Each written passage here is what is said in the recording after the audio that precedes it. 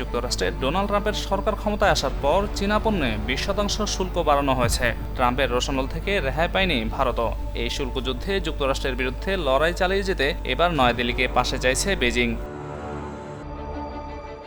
ভারতীয় সংবাদ মাধ্যমের খবর, চলতি সপ্তাহের শুরুতে ভারতকে এই ইস্যুতে বার্তা দিয়েছে চীনের পররাষ্ট্রমন্ত্রী ওয়াং ই। তিনি বলেন, আধিপত্যবাদ ও পেশিশক্তির রাজনীতির বিরুদ্ধে ভারত ও চীন উভয় দেশকে একত্রে নেতৃত্ব দিতে হবে। ফলে হাতি ও ড্রাগনের নাচকে বাস্তবে পরিণত করাই একমাত্র সঠিক পথ।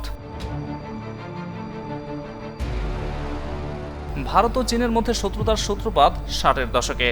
এরপর বহুবার দুই দেশের মধ্যকার কূটনৈতিক সম্পর্ক উন্নত করার চেষ্টা হলেও অতীতের দাগ পুরোপুরি মোছা সম্ভব হয়নি। লাদাখ ও অরুণাচলে এমনকি ভারত মহাসাগরে চীনা আগ্রাসন দুই দেশকে ক্রমশ দূরে ঠেলেছে। সম্পর্কের সেই টানাপড়েনে বাড়তি মাত্রা দিয়েছে ভারত বিরোধিতায় চীনের পাক ঘনিষ্ঠতা।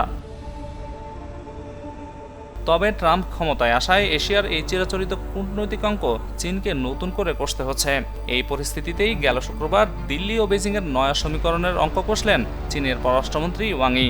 বেজিংয়ে ন্যাশনাল পিপলস কংগ্রেসের বৈঠকের পর তিনি বলেন, হাতি ও ড্রাগনের নাচকে বাস্তবে পরিণত করাই একমাত্র সঠিক পথ। পরস্পরকে সমর্থন করা, একে অপরকে দুর্বল না করা এবং একে অপরকে সহযোগিতা করাই দুই দেশের মৌলিক স্বার্থের জন্য গুরুত্বপূর্ণ। ভারত ও চীন এক হলে আন্তর্জাতিক সম্পর্কের দিক থেকে গ্লোবাল সাউথের ভবিষ্যৎ উজ্জ্বল।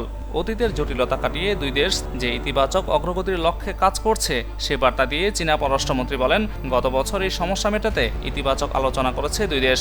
সমস্যা মেটাতে রাশিয়ায় ভারতের প্রধানমন্ত্রী নরেন্দ্র মোদীর সঙ্গে বৈঠক করেছেন শি জিনপিং। দুই দেশ নিজেদের তরফ থেকে যৌথ পদক্ষেপ নিয়েছে। সীমান্ত ইস্যুতেও দুই দেশের সংঘাত আগের চেয়ে অনেকটাই কমেছে।